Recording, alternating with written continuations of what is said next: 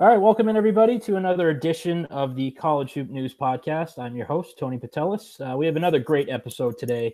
Ton of stuff to talk about, so we'll get right to it.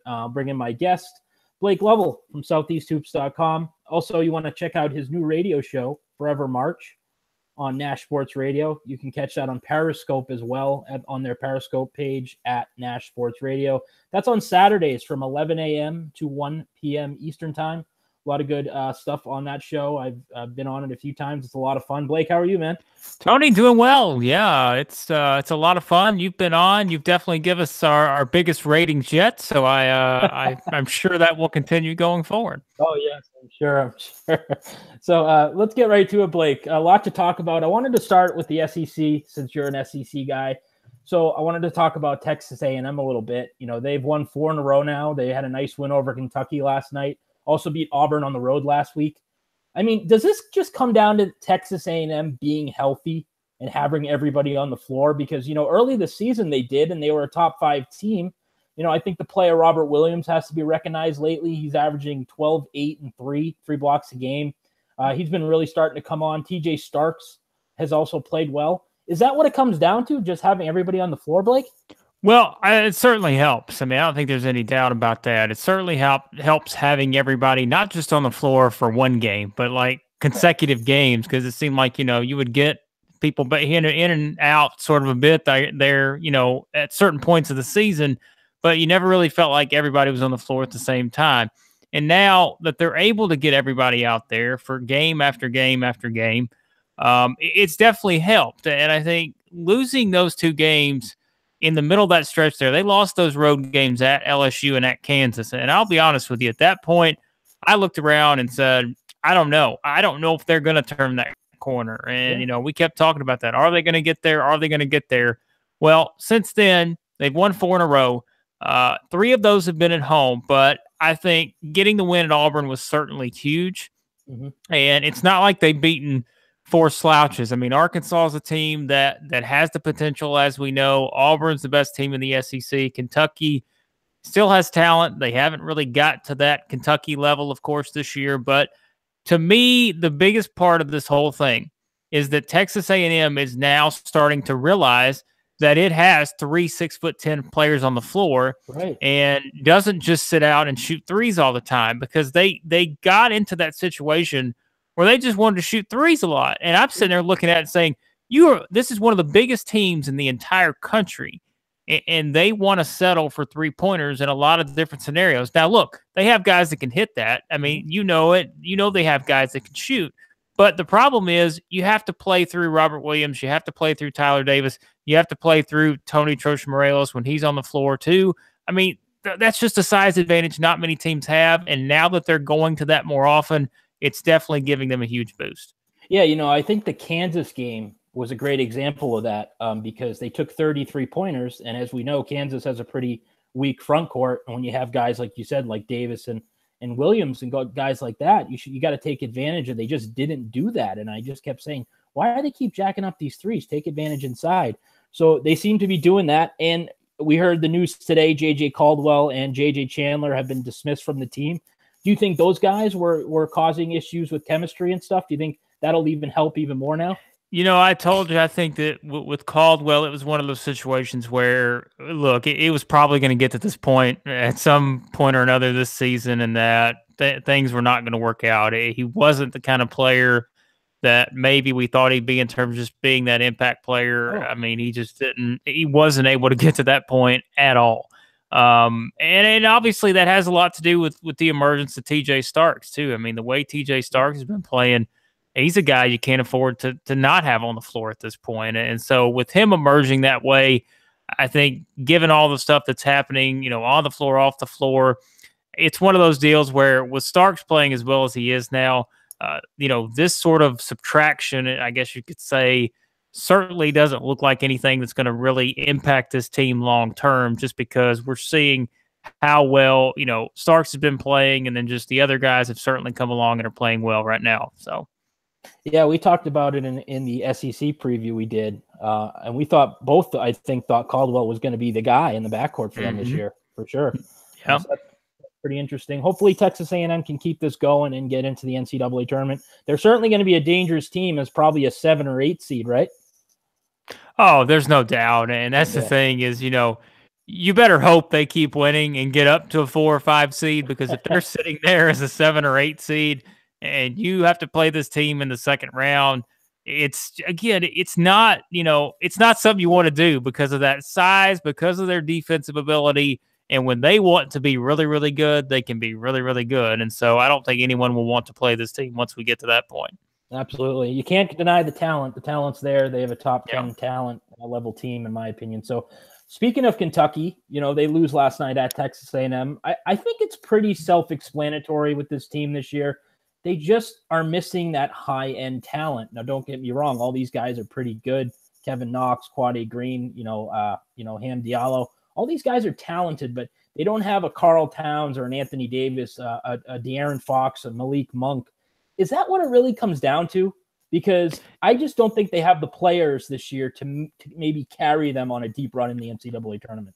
It seems like we talked about that too when we did the preview way back when. I think we talked about the one thing it felt like Kentucky was missing was that you didn't see a De'Aaron Fox, you didn't see a Malik Monk, and you didn't see a Bam Adebayo. And those were 3 guys last year that obviously just kind of took the reins of this team and got them to where they went.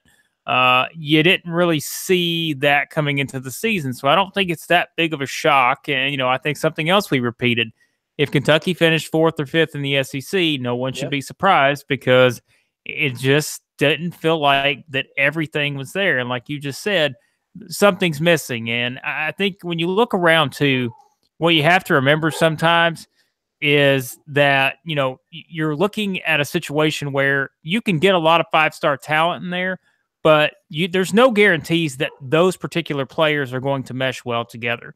And I think we've seen that at times this year with this Kentucky team is, there's a lot of 5-star players on the floor, but it doesn't necessarily mean that all these guys are going to complement each other's games particularly well.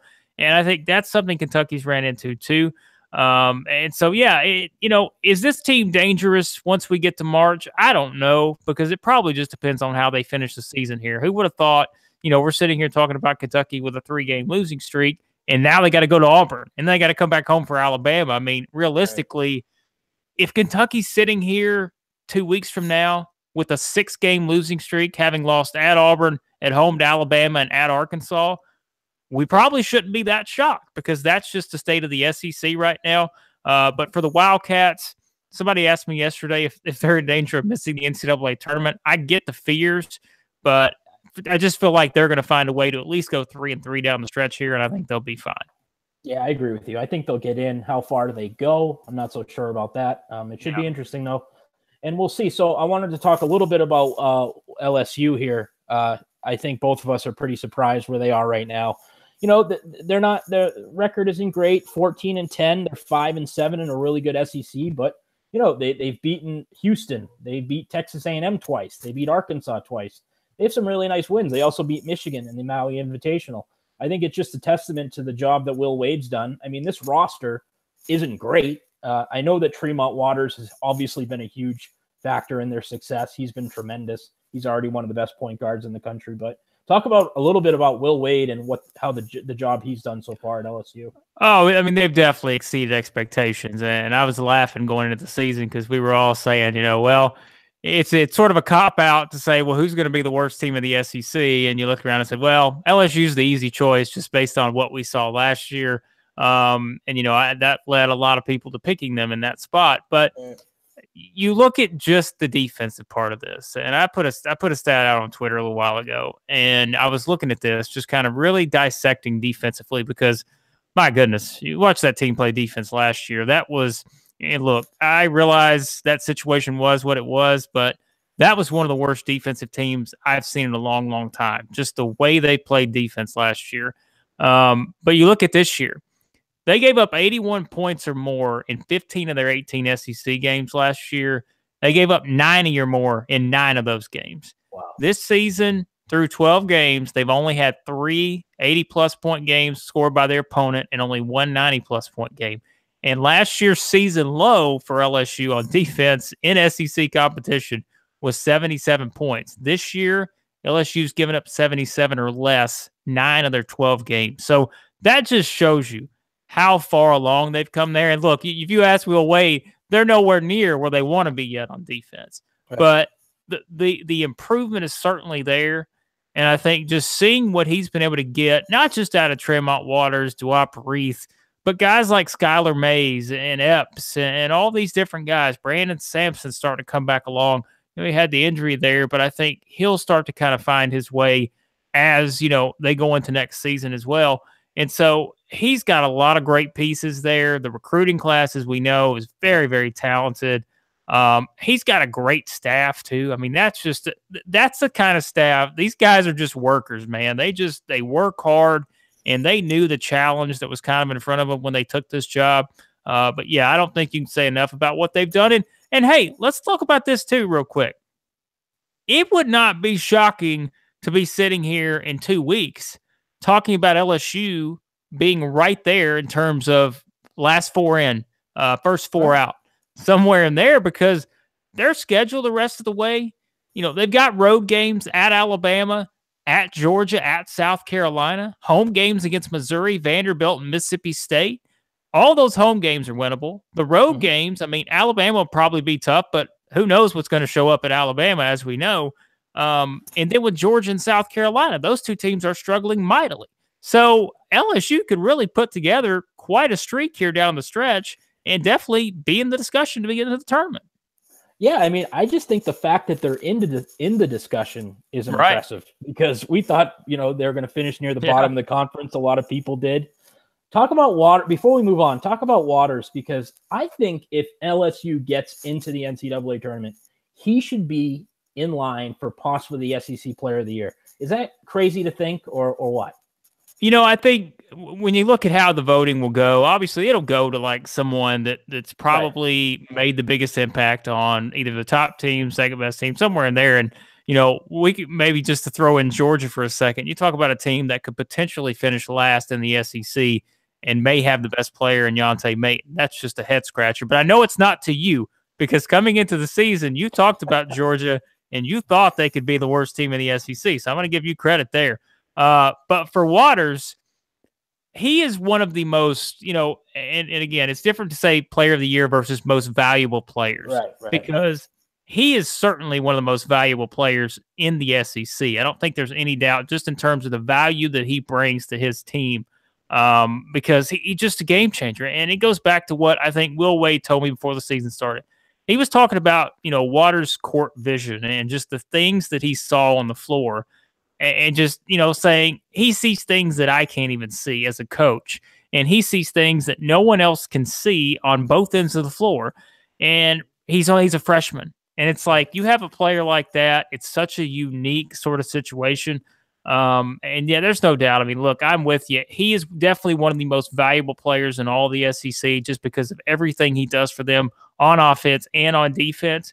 And there's no doubt if they get into the tournament, that's one of those teams too I wouldn't want to play, because just knowing what a guy like that can do and how he can take over a game. I'm actually really excited to see him next year, because he's not even close to being what I think he's capable of, because he still has a lot of things to work on. He's not a great 3-point shooter, still turns it over quite a bit, but, you know, not surprising for a freshman. But I just think the fact that LSU is in the conversation is just very impressive. Will Wade, obviously a grand slam hire, it looks like. All right, Blake, let's talk about Auburn. I know you're very high in the Tigers. You love this team. You've talked about it all year. You know, they're having an outstanding year, 22-3. They're 10-2 in the SEC. Plenty of quality wins. They've beaten Mizzou, Arkansas, Tennessee, Middle Tennessee State in the non-conference.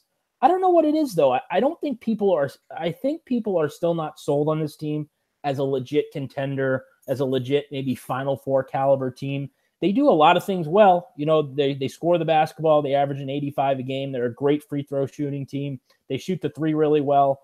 They're much better rebounding this year, and they're better on the defensive end where it was a big problem last year. Why do you think people aren't sold on the Tigers? What is it? Is it because they don't have a star or something like that? I just can't figure it out. I love this team. It is. It's kind of funny, and I think there's a couple parts to this, and there's a couple lines of reasoning. One part, I think, and look, maybe people will say this is crazy, but I think when you really think about it, I don't know if it's that crazy. There are some people who do not want to buy Auburn as a contender simply because of the FBI stuff. And they want to feel like there is a shadow kind of within just what they've done in these 25 games. But I don't really see it that way, because to me, yes, the FBI stuff and all that is certainly something that's going to continue to be talked about based on whatever the rest of the fallout is. But when you just look at this 25 games, that body of work, it's very, very impressive. And another reason why people are going to knock them is because of their size. And we looked at how they played against a team like Texas A&M, and we talked about A&M's sort of mission and effort now to really get the ball inside. And that was something that they did early on in that game, and it gave Auburn a lot of problems. But here's the thing, too. Auburn's not going to play a team like Texas A&M every single night. They're not going to play teams with that kind of size. And to say that Auburn can't go far in the NCAA tournament because they're 100% going to run into a team that has the size of a Texas A&M, of a Kentucky, we don't know that because we don't know the matchups. And so you can't sit here and tell me that Auburn can't get to the Final Four because of their size, because we don't even know who they're going to be playing. So I think that's a silly argument. And like you said, when you look at the overall picture here, Auburn has the depth. They have the free throw shooting, which is going to be important, whether anybody wants to admit it or not. You are the free throw king. You understand how this works. But there are a lot. They are free, and they're still free. I think we should do a website, ourfreethrowsfree.com. And if anybody ever has any doubts, they just need to go there and check it out. But, you know, the depth, all that they have, and Bruce Pearl has done a magnificent job with this team. Bryce Brown, whether you want to call him a superstar or not, he has emerged as an SEC Player of the Year candidate. Jared Harper is one of the most improved players in the entire country. Deshaun Murray has been an impact transfer just like we thought he would be. I love this team. I think that they have all the necessary tools you need, minus the height, to make it deep into the tournament just because of that confidence, that energy that they play with. And they built that mentality to where they're not going to back down from anyone. And I think they're going to be fun to watch here the rest of the way. Absolutely. I agree with you. I think this team is definitely, can make the case for a deep run in the NCAA tournament. I'm excited to watch it and see if, I know that Bruce Pearl gets a bad rap, but the guy's a great coach, in my opinion. I think he does a tremendous job. What he did at Tennessee, I think, is kind of overlooked. I mean, he really turned that program around. I loved what he did there. They made a lot of deep NCAA tournament runs. They won a lot of games. So we'll see what happens with Auburn. All right, so let's move on here, Blake. A lot of stuff, a lot of good action yesterday. Wanted to start with the Purdue-Michigan State game. Really good matchup. Michigan State picks up a big resume win, which sounds kind of funny, being that they're a top 5 team, but they really haven't had they really don't have a great resume. I think they've only beaten like 2 NCAA tournament teams, but they've won 8 straight games. They have a shot now at the Big Ten championship. What do you think about the game, and what do you think about Michigan State? Yeah, and you mentioned it, talking about that sort of lacking that type of win. And here's the thing, too. They're not going to be able to find one the rest of the way, at least in the regular season, because, looking at their regular season schedule, they have Minnesota, Northwestern, Illinois, Wisconsin left. And we all know that, there's not really any of those wins that are going to move the needle in terms of the selection committee or anything like that. And it'll get into the tournament and seeing, if you play Ohio State, if you play Purdue again, those kind of potential matchups. But I looked at that game, and here's what I saw. I saw 2 really, really good teams that, if people want to knock the Big Ten, and I've been one of those too. I mean, look, beyond those 3 teams, or however you want to look at it, there has been inconsistency all year long. And so I think it's one of those deals where it's hard to buy the rest of the Big Ten. I mean, give Nebraska credit. They've certainly been a story this year in terms of what they've been able to do. Michigan, we know, has looked very good at times. Everybody else has been up and down. But when you look at those 2 teams, specifically in Purdue and Michigan State, they are both built to get to a Final Four, I think. Just looking at the overall makeup of these teams, with the way they play on both sides of the floor. I mean, we're talking about 2 teams that are in the top 15 in terms of, offensive and defensive efficiency. Those kind of teams are easy to kind of believe in because they're not just an offensive threat. They're not just a defensive threat, but they can do it on both ends of the floor. And when I look at Purdue, we were having a laugh yesterday on Twitter when our good friend Eric Haslam was talking about how the Purdue fans were going to come out and start firing Matt Painter and all this good stuff. And you look at Purdue's overall resume, and they've lost 4 games this season by a combined 12 points or something like that. And it's like, it's just insane. I buy both of these teams. I've been talking about Purdue all season long. I think they're one of the best teams in the country, no doubt about it. And with Michigan State kind of proving itself now and getting a win like that, these are definitely 2 teams that are going to be intriguing to watch. And it's kind of going to be interesting to see what types of matchups they get once they get into the tournament. I wanted to ask you about Purdue, though, because don't get me wrong, I think Purdue is an excellent basketball team, but they have never been the hunted. You know, they've never been the favorite, and that kind of always concerns me with certain teams. You know, this group has had a lot of success. They got to the Sweet 16 last year, but they weren't expected to win, a national title. Kansas buried them pretty quickly in that game. This year, they've won a lot of games, but isn't that a different mindset, though, being the favorite and being expected to go to a Final Four? Do you think that could be an issue for this club? Oh, it absolutely is something that affects teams. And we've seen that, years after year. And at times when we see some teams that just can't handle it, once they get into those grinded out, maybe second round type of games, or if they get a bad matchup in the first round, that's what the tournament is. You have to know how to be able to match different styles, and you have to be able to play different ways and prove that you can win those games. And it's a different mindset going into that. And look, we were laughing about the Painter thing, but I understand, because you look at their past history in the tournament, not being able to get beyond the Sweet 16 and really wondering when that could happen. And you look at this team specifically and you feel like, this is probably your best chance, second best chance, however you want to look at it, to get there. And if it doesn't happen this year, is it ever going to happen? But I don't know. I'm still a believer in this team, but like you said, we always talk about this too. It's going to come down to the matchups, because knowing who you're matched up against, the type of style you're going to play. But Purdue absolutely has to embrace that mindset, as though, look, they're going to be getting everybody's best shot now. They're not going to be a 5 or 6 seed somewhere in there and just kind of be able to fly under the radar. They are going to be one of the top teams entering the tournament, unless they just have a complete meltdown here down the stretch. And that's going to put them in a situation that maybe they're not used to being in at times. Yeah, it's definitely going to be interesting. And before we move on here, I wanted to ask about Miles Bridges. I've been watching him pretty closely this year. He's not playing the same type of game he did last year. He's really turned into a jump shooter.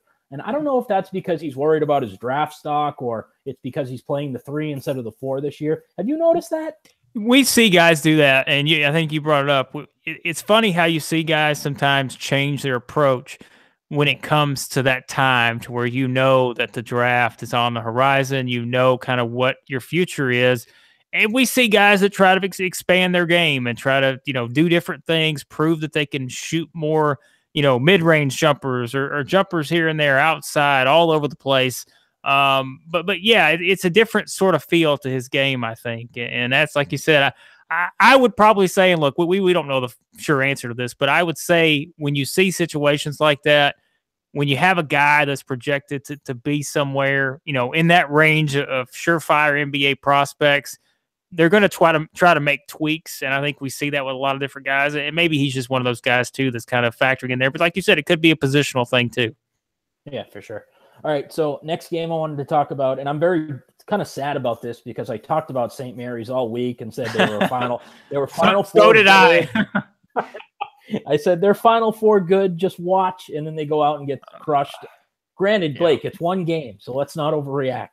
But I think we should overreact. That seems to be the norm these days. Okay, well, how surprised were you about the outcome? The Zags win this thing going away. 78-65. They completely shut down Jock Landale. He only had 4 points, but he only took 4 shots. They pretty much doubled him on every possession. How were you surprised about the outcome last night?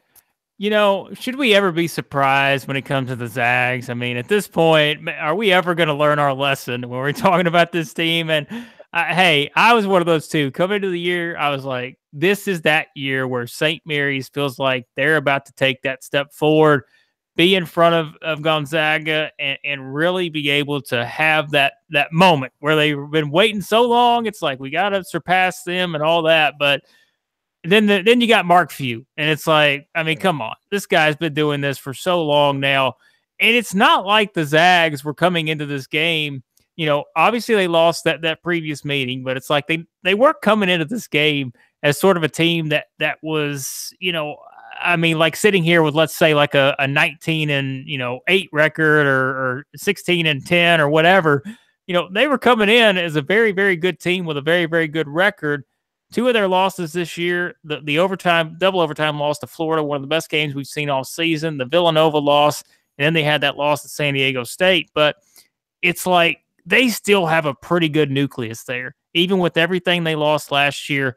But the way they went in and won that game was certainly the most impressive part, because you just don't expect that to go into that kind of matchup, knowing what St. Mary's did in the previous meeting. This team had won all these games in a row, and you're sitting there like, boy, they're on a roll. They're at home. Gonzaga's not going to be able to come in here and do this to them, but they did. And that just proves that even when we want to count out Mark Few, even when we want to think that they've lost too much to get back to that deep run in the tournament, this team has kind of proven that they're still very, very dangerous. And they're another one of those teams with that size. You don't want to kind of face this team in that sort of matchup, knowing what they can do on both ends of the floor as well. They're a top 20 team when we're talking about offensive and defensive side of the ball.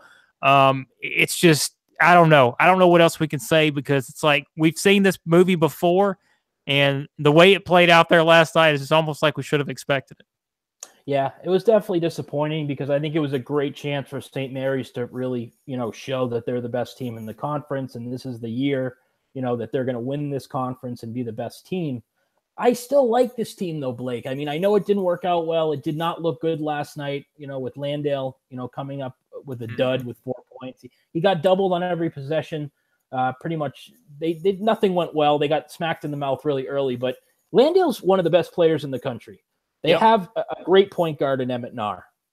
They're very efficient offensive team. They have a lot of 3-point shooters.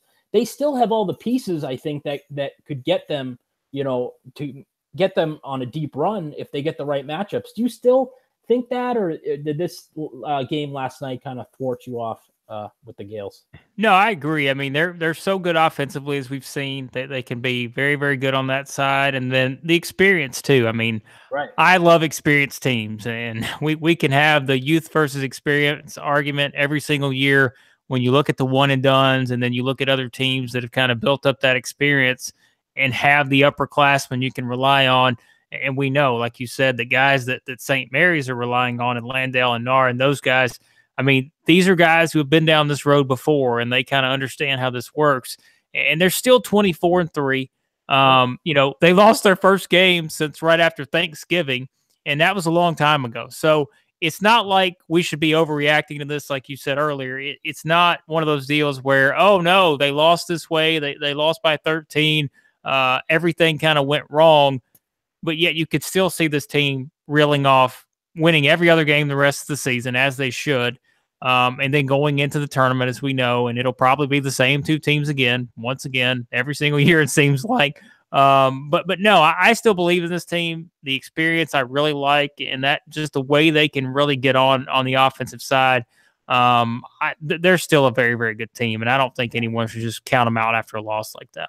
And Landale's going to be a problem for a lot of teams to deal with, because he's just so good on the offensive end. He's got so many great offensive moves.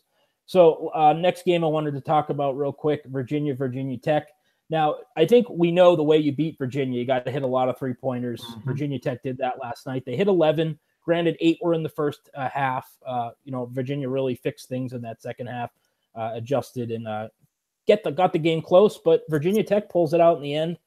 I got to ask you about Virginia. I love asking people about this team, because can you score 50 to 60 points and win 6 games in a row against the league competition? I mean, in the regular season, sure. But at some point in the offensive issues catch up to you. Am I right? Am I wrong? What do you think about this team? I don't know if they have enough firepower, Blake, to win 6 in a row in March. I just don't know. I'm going to be honest with you. I was one of the people coming into the season. I could not figure out, and everybody will laugh at me for this, but I could not figure out why Virginia was being rated so highly coming into the season. I looked at the roster, and I said, you know what? I just don't see it. Now, obviously, they maybe look silly to this point, and what they've been able to do, and certainly you've only lost 2 games at this point and all that, but I couldn't see it. But now you kind of see some of those situations in a game like that, and like you said, going into the tournament setting, it goes back to similar with Matt Painter and talking about, can Tony Bennett get a team like this to that Final Four? Can he get them to that mark where they need to be with this kind of style? Look back at last year. Virginia was a team coming into the tournament. I think a lot of people looked at it, and you felt like with that team, they didn't really pack that same kind of punch maybe that they usually do. They were kind of an upset pick against UNC Wilmington in the first round. They managed to get by that game. But then they ran into Florida. And you played a team like that could score, that could defend, and it was ugly. There's no other way to put it. I mean, it was a 65-39 game. And it's like, I don't know. I mean, could this team have a same type of performance this year? Now, look, they're 2 different teams, because last year's team, as we know, I mean, this was a team that kind of was limping down the stretch and kind of, came into the tournament not with exactly a ton of momentum. And we don't know what it'll be like this year. But just that style, it really depends on the matchup, I think. And like you said, it doesn't feel like they have that type of firepower to get there. If they can dictate the tempo and all that, they're certainly going to give themselves a chance to beat anybody in the country. Sure. But if they run into one of those teams like a Florida from last year, I think that's where people are going to start kind of raising their eyebrows and wondering. Absolutely. I agree with you. Kyle Guy, he's a really good player. Devon Hall, they got a lot of good players. Isaiah Wilkins is one of the best school guys in the country, but I just don't know if they have a guy that can go get you a bucket when you need it, if you know what I'm saying. Yeah, no, I agree. I mean, that's just one of those situations where you get into tournament settings and you feel like you really, really need a guy like that. And to get to that Final Four, you feel like you need that one pure elite type of player. And look, Kyle Guy has been fantastic. There's no doubt about it. But I know what you're saying just from that standpoint, just that elite playmaking score that you feel like you can go to, throw it to, and you're 99% sure you're going to have that basket in that setting. Generally in March, you need an alpha dog, somebody like you just said, who can go get you a basket when you need it. So last game I wanted to talk about is, and you better buckle up for this, Blake, we're going to talk about Alabama. I've had my seatbelt on since yesterday evening. So, well, Blake, they were due for a win because, they win every other game, literally. Yeah, they do. So, I'm sorry, Blake. I just can't get too excited about this team. They're just too inconsistent for me. It's been a roller coaster all year. I mean, they're one of those teams that you wouldn't be shocked if they lose in the first round, and you wouldn't be shocked if you find them in the Sweet 16, right? I mean, that sums it up. They just look like an undisciplined team sometimes, and I don't know. You see them all the time. What do you think about Alabama? I don't know. I don't know, and that's the thing is like you feel like it's almost like. I don't know. It's almost like the George Costanza Seinfeld thing where it's like do the opposite. It's like if you feel like Alabama's going to come out and win a game, then you better realize that they're probably going to lose because it's just you don't ever know. I mean, you don't know what's going to show up. And here's the deal. Alabama plays to that level. If we were talking about playing against elite competition, they will rise to the occasion, and they've done it pretty much seems like almost every time this season. I mean, to get the win over Auburn, to beat Texas A&M, who was number 5 at that time, that's kind of when things started to go off the rails for A&M, as we know. But still, to win that game by 22, like I said, beat Auburn, beat Oklahoma, win at Florida, beat Tennessee. You're not going to find many teams around the country that have those type of wins on their resume. But you're also not going to find many teams that lose at Vanderbilt, at Georgia, at Ole Miss. And so, I mean, I don't know. And you feel like at least in the NCAA tournament, I think Alabama would be better off playing Kansas, North Carolina, Duke, Virginia, Villanova, and Purdue as their 6 games, because then they would be able to probably come out, rise to the occasion, play very well in those 6 games.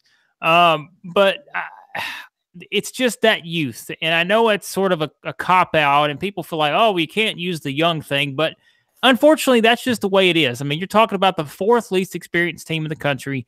And when you're that young, you're just not going to have that consistency. And it's not like Alabama is a team that is filled with, I don't really like using the star labels and all that, but it is what it is. Alabama's not like in terms of a one and done at every position or anything like that. I mean, they have a lot of different guys that complement each other well, but they also can kind of be one of those teams where if one or two guys are off, they don't really have that extra punch to go out and beat some of these teams. And it's all about their mindset. But the problem is we don't know what their mindset's going to be on a night in, night out basis. They get the big win over Tennessee. Would it surprise any of us if they come out tomorrow night against LSU and get beat? I don't think it would. No, not at all. And it's funny, I was looking at their numbers today. They don't shoot the three ball all that well. They're pretty turnover prone. They're not a great rebounding team, and they don't realize free throws are free. So, I mean, those are a lot of issues, but, they have talent. And when their talent rises to the occasion, like you said, they can pretty much beat anybody on any given night. And the ball has been flowing a lot better on offense. Give Colin Sexton credit for that because I think he's tweaked his game a little bit. And the ball moves better now, and that gives them a chance to certainly play better and have a chance to have some of these types of performances. Like we said, I mean, against the Tennessee, who had just come off a win against Kentucky, to win that game by 28, the way they did, it was just a dominant performance. But you feel like you're not going to see that night in and night out. And with Alabama too, they're in the tournament, I think. I don't really think there should be any concerns there. But their schedule, they're at Kentucky, like we talked about LSU, they're at Kentucky, at Auburn, at home against Arkansas, at home against Florida, and at Texas A&M. I'd argue that's probably the toughest schedule left of anybody in the SEC. So if they continue their sort of theme here, maybe they will be okay because those are 5 good teams, you feel like, and maybe they rise to the occasion and play well in those games. Yeah. What is your thoughts on Avery Johnson? From what I've heard, I don't think he's a bad coach or anything, but kind of has like a laid back kind of mentality, more of like an NBA type coach. I've heard that from a few people. Do you think that's been an issue with their discipline and stuff like that? Or am I just kind of, crazy? Here's what I think. And I think you'll see this in a lot of situations sometimes. You get a player like Colin Sexton that comes in.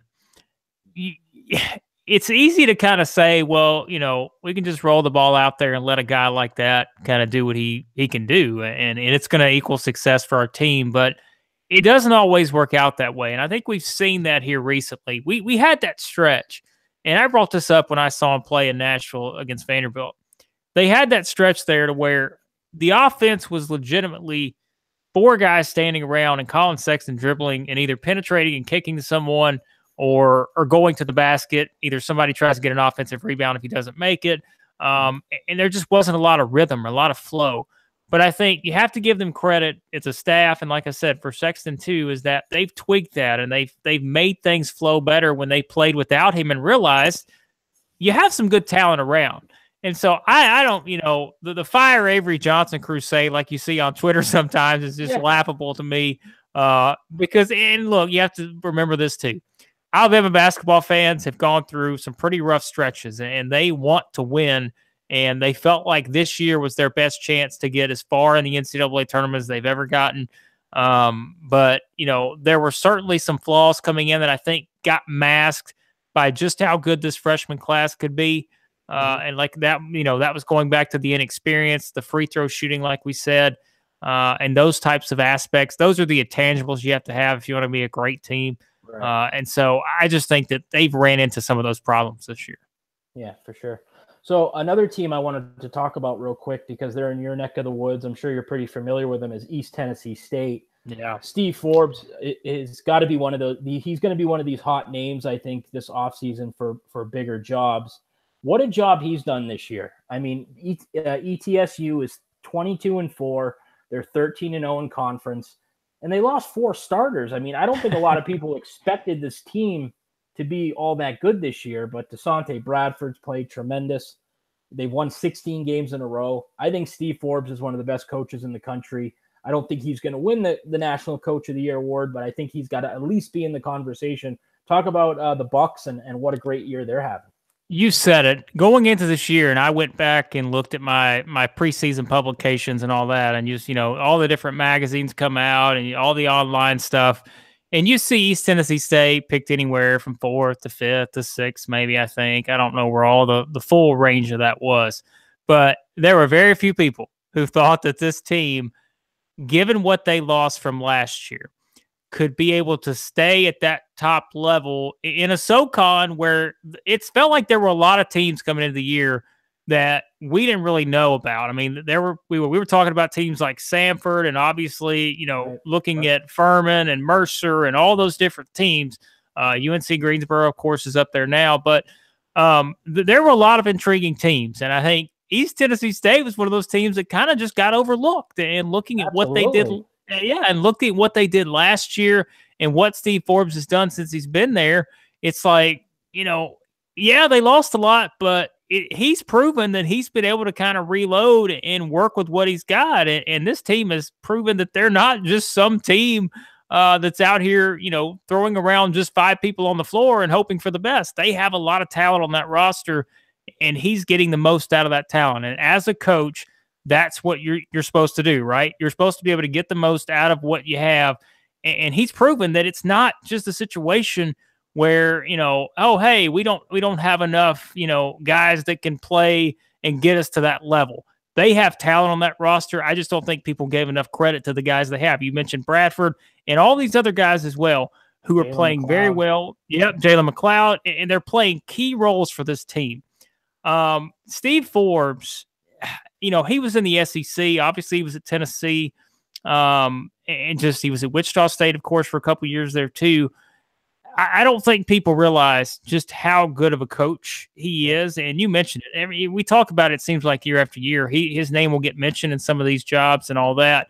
And it's just like, he's so good, man. And he is someone that has continued to prove that he is just a very, very good basketball coach. And he's a very good motivator. And like I said, too, the ability to get the best out of your players and to make everything mesh together is one of the hardest things you can do as a coach. But he's proven time and time again that he understands the moves that need to be made, the tweaks that need to be made to get to that point with his team. And they are a lot of fun to watch, and they're still not getting enough credit for what they're doing. Right, and he's one of the few coaches that takes advantage of the JUCO level and really recruits heavily out of those schools and does a great job doing it. He's got a handful of guys on this year's team, had guys on last year's team. Do you think he's happy there, or do you think he's a guy that wants to move up and maybe try to go for a bigger job next year, possibly? Yeah, that's always hard, I think, to really kind of figure out, because every situation's different. And I think, we see guys that get to these schools and, the SoCon and other places, look over like the OVC, and you see a lot of different guys that get to some of these schools and realize that, hey, you can build a powerhouse here and you can continue to win year after year after year, get into the tournament and have your shot there to really kind of, make a name for yourself and be able to do that. But I think all coaches are certainly guys who are ambitious and they want to be able to get to that top level and have an opportunity there. And I think with a guy like Steve Forbes, it's going to take the right situation for him to go somewhere. And I think that's the biggest thing, because otherwise, why would you leave? Why would you put yourself in a situation where, look, you're proven you can continue to build this East Tennessee State program the way that he's done it thus far, to have the winning streak they have this year, and to really probably once again go into a situation where if they get to the NCAA tournament, they're a team that's going to be looked at when we're looking at these matchups and saying, look out for East Tennessee State, because they may be one of those teams that can win a game or two and get to the Sweet 16. I wanted to ask you about one job. I was talking about this with Kevin Sweeney from CVB Central the other day. Memphis.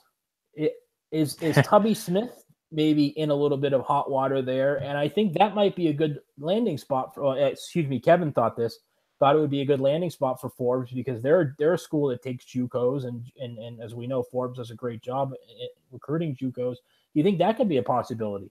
Well, Memphis is an interesting situation because I think that whole thing there, we didn't really know how that was going to work out. And, Tubby Smith's in his second year, and they're not to that level. And kind of, you look at the situation he came into this year where they're playing with a very new team, seemingly given what they lost last year and not knowing how the pieces were going to fit together. But no, that's an interesting thought because, like I said, I mean, Steve Forbes is a guy who's certainly familiar with the state. Sure. When you talk about being an assistant at Tennessee, he's obviously at East Tennessee State now, and you talked about the JUCO thing. I mean, here's a guy who was at Northwest Florida State and able to have the success he had there at that level. He understands kind of what you can do just in terms of getting these transfer guys in there and how they can impact the program. It's intriguing, like you said, because I just think it's, that Memphis is a very, very good job. And I don't know that people, if they're young guys or whatever people's ages are, but you got to remember the tradition of Memphis basketball and how sort of coveted that job has been traditionally. Certainly when Calipari was there and Josh Pastner took over after that. But this has always been one of those jobs where if you get the players in there, you can definitely, it's a good place to recruit to. And looking at the state of the American Conference, I mean, you've got Cincinnati and Wichita State, of course, doing their thing. Houston is surging, as we know. But it's like there's a lot of opportunity there in that conference. And so if you can get the right fit, the right situation, you can certainly make Memphis into a traditional power again. There's no doubt. Do you think Tubby Smith is long for that job? I don't know at this point. I think that's I don't know how much longer he'll be there. I think it's hard to know exactly maybe when things go in another direction, but it's one of those feelings where you just don't really know based on what the expectations are there and maybe what they were anticipating when he took that job and not really knowing where things are going to go from here. I think there's a lot of unpredictability with this team and going forward probably. Well, I'll say this, a few weeks ago, I thought they were playing pretty good basketball and I think they were exceeding expectations, but they've kind of fallen off of late, but we'll see where they end up. So I wanted to ask you about Texas Tech, Blake. I think this is a very, very interesting team. So they win at Kansas State yesterday. They're now in sole possession of first place in the Big 12. Red Raiders have won 6 games in a row. They slipped up a little bit after Zach Smith went down with the foot injury. He's their best defensive player, a captain, really good, a leader. They're still elite defensively. They have a star in Keenan Evans. They're deep. They're experienced. I know you like that. Are they a legit threat for the Final Four if they get the right matchup, in your opinion? What do you think about this Texas Tech team this year? I think they are, and I think because of something you just said, and I think it's because they have that guy in Keenan Evans that, my goodness, I mean, this guy has just emerged as just an unbelievable player. And it's one of those deals where you see a guy that gets to this level and is able to kind of do what he's done this year in a conference like that. It is very impressive. And knowing that, the experience, I love that. I love their experience. And look, I love a team that has proven that they can go on the road and win games. Now, certainly, they've lost road games at Oklahoma, at Texas, at Iowa State. We know that they would want a few of those performances back. There's no doubt about it. But they've also won at Kansas. They've won it at a place like TCU, and they've won at Kansas State, which we know. I mean, look, no matter what Kansas State is year in and year out, it's a hard place to win. And for them to go in there, have the performance they had there, I just thought that was very impressive too. But this is a team, Chris Beard, another guy, man. You just talk about a great coach. Just, my goodness, man, he is a worker. He has built that team. He's helped, everybody's improving. And I think that's something to look at too. When you see guys improve to that level, we talked about Keenan Evans, the rest of that roster, they got all the pieces, I think, to get to a Final Four with the right matchup. And like you said, I mean, they're leading the best conference in America, in my opinion. And so when you can have that claim sitting here in the middle of February, you've done pretty good for yourself. We talk about their depth, we talk about their experience, but how about Jared Culver and Zaire Smith? Here's 2 freshmen that have come in pretty much not really on the radar as elite recruits. And these guys look like future all Big 12 type talents. Yeah. And that's the thing. When you can match that experience and a guy like Evans with guys like that who are just getting better playing with those types of players, getting that experience from that upperclassman part of the roster and being able to develop their own game. I just think those 2 guys too, man, they've been very, very good. And like I said, there's just something about this team. They have sort of the pieces and the mixes and the matches of all this different stuff. And you feel like they have those intangibles that you need. And I think that goes to what kind of Chris Beard puts into his program, the approach there. And it's been fun to watch him grow this program without a doubt. Well, they have so many options, Blake. I mean, they can go 9 or 10 deep on their rotation. They have guys that don't put up a lot of production like Tommy Hamilton, Brandon Francis, but those guys can go for 10 to 15 points on any given night and really hurt you. So they're a really tough team to guard. And Keenan Evans is playing like an All-American. So I think they can make a run for sure. Yeah, and options is a good thing to have in the NCAA tournament because you have a guy that has an off night, a couple guys. If you feel like you can rely on a couple other players and you feel pretty good about other guys stepping up, that certainly gives you a better chance, even if you're at a bad matchup. For sure. So I wanted to ask you, the field this year looks pretty wide open. We really don't know who's going to win this thing this year, which is always a great thing. We love college basketball because of the parity. Who's a team that you trust the most, though, when you're going into this tournament? Who's the team that you like the most and trust the most? For me, it's Villanova. Obviously, they have to be healthy for them to do this. Phil Booth and Evan Paschal are working out some things right now. But Jay Wright is an elite coach. Jalen Brunson's the best point guard in the country. They're one of those teams, to me, Blake, that when you're talking about matchups, I kind of throw them out the window because they'll find a way to beat you no matter what. And I just love this team. I trust them the most out of anybody in the country. What do you think? That would be my pick at full strength. I think Villanova is the team that's easiest to trust because I think we can look at what they've done this season. I mean, they had the loss at Butler. They just had the weird loss to St. John's, but I think that was more of a product of, look, St. John's had nothing to lose. They were coming off of that big win. And then you had Villanova missing important pieces of the puzzle there. So it was sort of a perfect storm there, no pun intended, for the Red Storm to come in there and get that win. Villanova is the easiest to trust. Now, beyond that, I think you got a lot of question marks. And I am going to still be the crazy person that tells you that I really like Purdue. I really think there's something about this team that once we get to the tournament atmosphere, if it's the right matchup, as it always is with every other single team that makes the NCAA tournament, I think the makeup of Purdue's team is one that can lead them a very, very long way.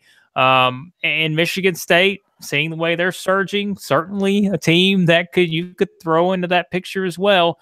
Beyond that, I don't know. I mean, Virginia, I'm going to have my questions about them.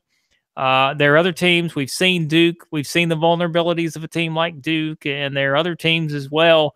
I don't know. It's up in the air beyond that, and I think that's going to make for a very, very exciting tournament, and this is a year where it feels like we say this all the time, but I really mean it this year. This is a year where we can see a lot of different teams making up that Final Four. Right. And the reason I lean Villanova over a team like Purdue, and we talked about it earlier, is they have guys that have been there before. Mm-hmm. They're the favorite in the Big East every year. They've won a national championship. Brunson and Bridges and Booth was there as well. And Purdue hasn't. They haven't been the hunted, as I said earlier. So that's why I just think Villanova is a team that I can trust a little bit more than the Boilermakers. Yeah, and I would trust Villanova too more than I would Purdue because, like you said, Villanova just kind of has that even keel. It's like no matter what situation they find themselves in, they always seem to have sort of that cool level-headedness approach, and that goes on Jay Wright. That's just kind of the coach he is. And having that going into the tournament, having a guy like Brunson. They're the total package. There's no doubt about it whenever they're at full strength. I mean, it's pretty simple, Blake. They don't beat themselves. Yeah, exactly. If you don't beat yourselves, you got a chance to win a lot of games. Absolutely. So just a couple more things before we wrap up here. I wanted to get your picks right now. Who's your national coach of the year right now? I'm going with Chris Holtmann, Ohio State. There's plenty of guys we could talk about. Mike Hopkins, Chris Beard. I think Rick Barnes has to be in the conversation. But Ohio State was picked 11th in the Big Ten. They're going to be a top 4 seed in the tournament. They possibly could win the conference. Chris Holtmann's the guy that I think the award has to go to. What do you think? I think it's a 3-person race, in my opinion, and Chris Holtmann's right there when you talk about, like you said, where they were predicted to finish in the Big Ten, what they've done to this point. It's just been a masterful job by him. I mean, just what they've done is it's incredible. None of us could have ever predicted this to happen. And I think the same thing goes for what Auburn's done, what Bruce Pearl's done with Auburn. especially given everything that happened right before the season started. You lose two of your most important players. You have no idea what's going to happen, not just on a program basis for the entire season. You don't know what's going to happen on a day-by-day basis.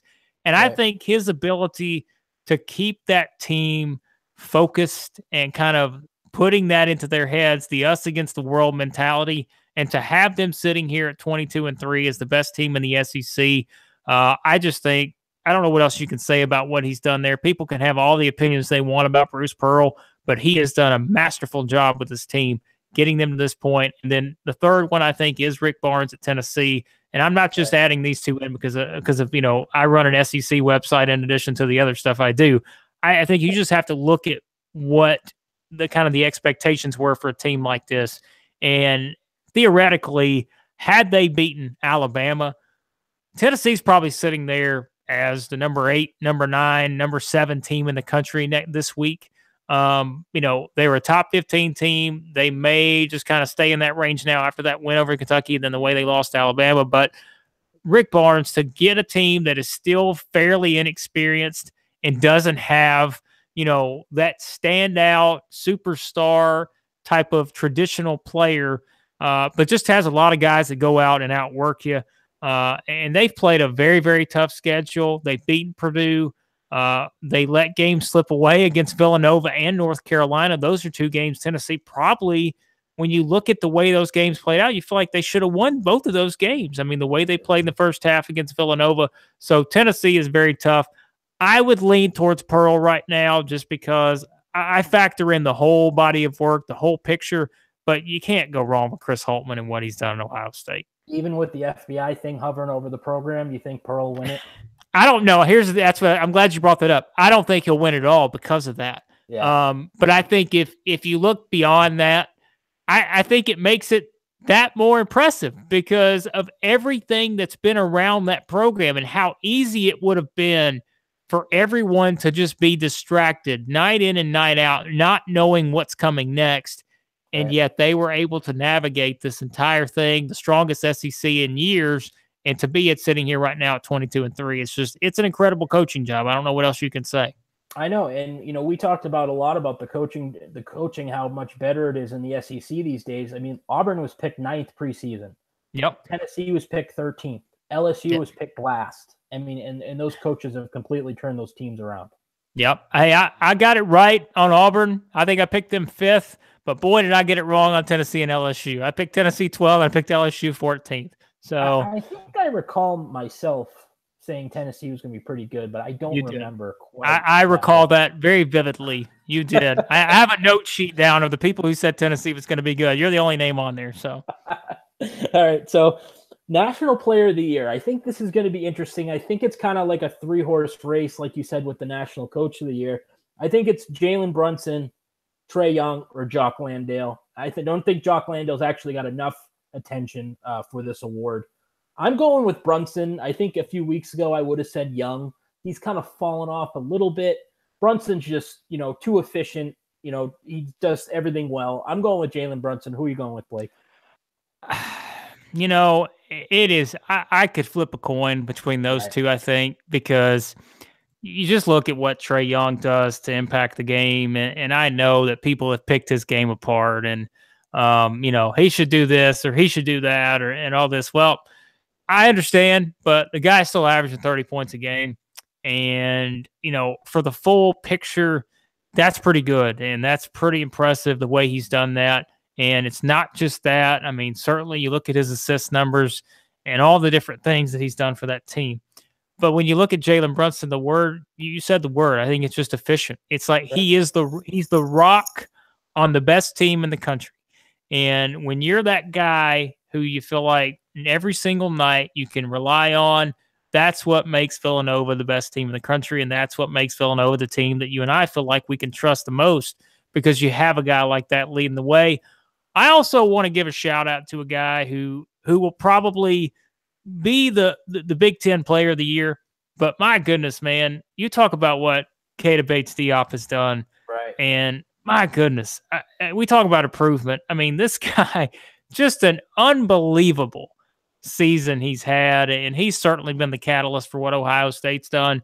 You just look at what he's done here down the stretch, man. He's been a lot of fun to watch, and I know he won't win it, but he's definitely a guy. When you talk about the most valuable players in the country, there's no doubt about it that he's right there. Yeah, he's in my top 5. Not only is Chris Holtmann should get a lot of credit for the turnaround at Ohio State, but you got to credit Bates Diop as well. Again, though, Brunson, 20 points a game, 5 assists. He shoots 54% from the field, shoots 80% from the free throw line, 44% from 3, only has 38 turnovers on the season. I mean, the guy just doesn't have any flaws. You said, and I was going to bring up the turnover numbers because you look down on his game-by-game stats.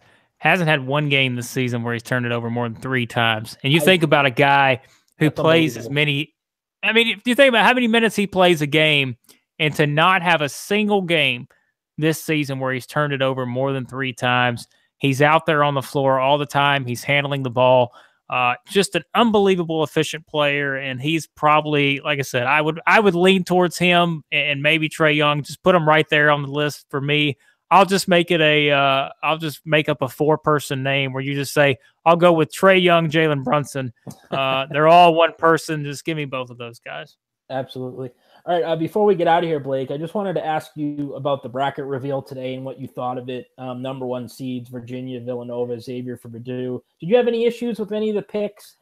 I mean, go ahead. No, go ahead. You go ahead. No, I didn't really see anything that kind of stood out. And what you have to remember is, and you and I were laughing about it and interacting with it on Twitter, is it is what it is right now. I mean, only February the seed, 11th. Right, and it's going to look completely different. Nothing's going to stay the same. There's certainly intrigue, and I know why they do it. They do it because it certainly makes for good ratings. People want to know where their team stands right now.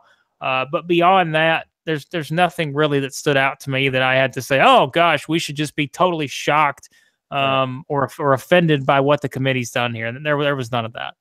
Yeah, I still get frustrated though, Blake, because I think the committee makes up different rules for different teams so they can justify their decisions. I tweeted out that out today, and that's frustrating because certain teams don't get the credit they deserve because of who they are, and it seems like every year they change the criteria for what an NCAA tournament team is, and that's frustrating as well. When you don't have a consistent criteria, you can throw out about 5 or 6 different things you say you're going to lean on, and then you can pick and choose which one of those will best fit what your sort of push is going to be. And that's kind of what they do every single year. I mean, this year it's the quadrant 1 wins, it's the road wins. Next year it's road wins, or next year it's the RPI. The year after that, we're just going to draw everybody's name out of a hat. Who knows? I mean, you just don't ever know. And like I said, I think they have enough analytics that they rely on to where they can point in one direction and be able to justify it any way they want. I think that's an issue too, that they have too much. Exactly. When sometimes it just comes down to common sense, and you don't need 50 different metric systems to decide on an at-large team. So a little frustrating, but what are you going to do? It's the system we have, and that's what we got to deal with. So that's going to wrap it up for tonight, guys. Really appreciate everybody listening. Thank you to Blake for joining again. Check out southeasthoops.com. You can check him out on Twitter at Blake Lovell, and also his radio show every Saturday, 11 a.m. to 1 p.m. on Nash Sports Radio. Also, you can check it out on Periscope. Blake, thank you for joining tonight, man. Always enjoy it, Tony. Thanks for having me. All right, guys, we'll see you next time. I'll be back next week with another edition of the Weekly Recap. Thanks a lot.